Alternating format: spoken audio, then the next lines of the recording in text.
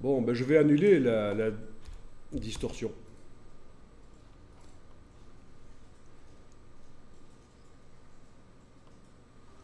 Donc, objet distorsion de l'enveloppe annulé. Objet distorsion de l'enveloppe annulé.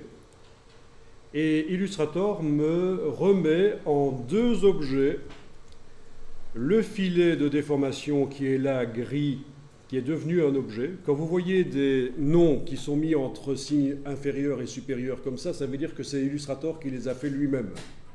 Donc le mot filet, là, c'est suite à l'annulation de l'enveloppe. J'ai fait objet distorsion de l'enveloppe annulé.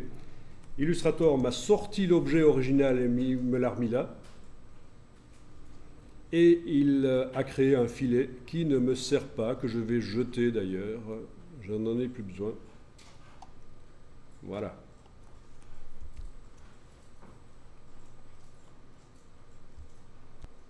Alors, je resélectionne l'objet avec la flèche noire. Je vais essayer un autre type de déformation.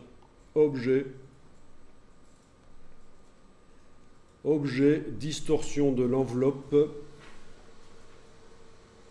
Et alors, plutôt que d'aller chercher les déformations type un peu mathématiques qu'on a utilisées précédemment, je vais faire créer d'après un filet. Voilà. Et ça vous propose de mettre un filet sur l'objet. Je coche la case aperçue. Voilà. Et ça va permettre donc de faire des distorsions. Alors, au niveau des rangées, je vais peut-être passer à 3 rangées. Au niveau des colonnes, je vais peut-être passer à 5. Voilà. Ok. Très intéressant, la distorsion par filet.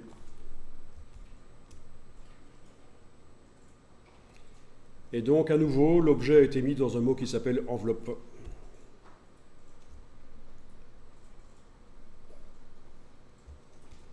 À partir de là, je vais prendre la flèche blanche, cliquer à côté de l'objet pour désactiver tous les points.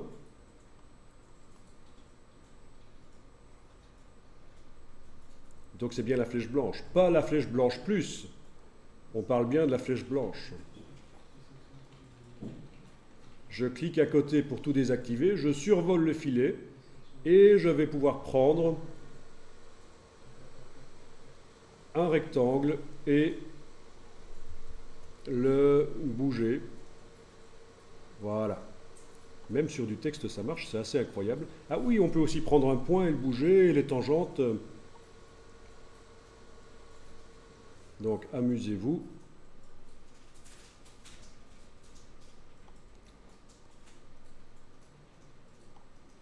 Alors, c'est un peu lent. Je crois que j'ai intérêt à sélectionner tout avec la flèche noire. Ici, aller indiquer que je vais modifier le contenu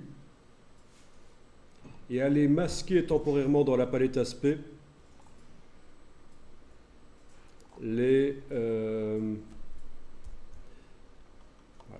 double-clic sur le mot contenu dans la palette aspect, aller enlever les motifs parce que c'est ça qui bouffe de la mémoire en fait. Voilà. Je pense que juste le dégradé sera suffisant.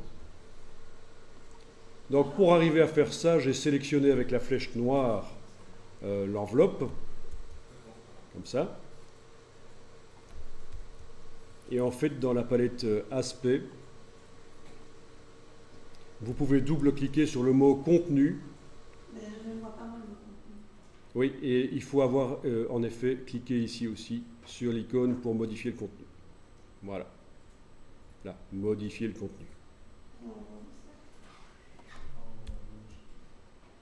Et on enlève les yeux en face des motifs. Voilà.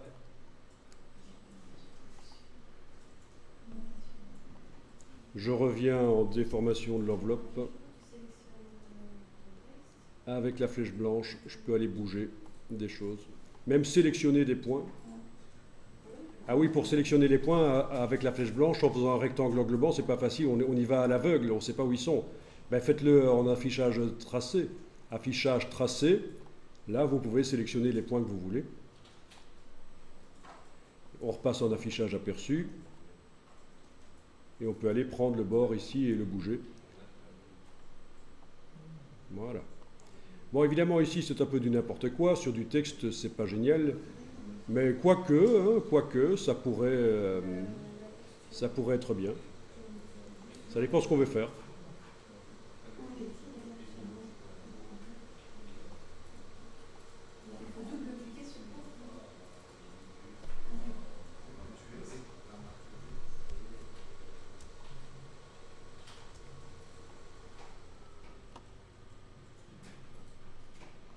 Voilà, bon, ça fait une police de caractère qui devient tout à fait particulière. Pourquoi pas?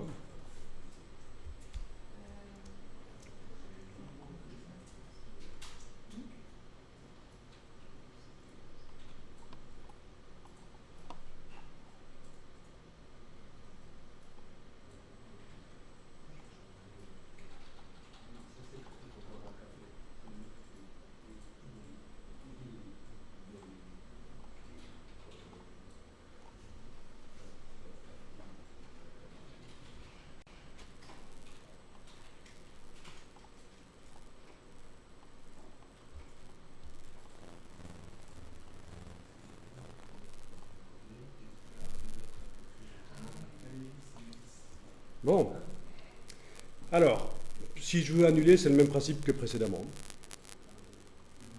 Si je voulais annuler ça, ce serait le même principe que ce qu'on a vu précédemment.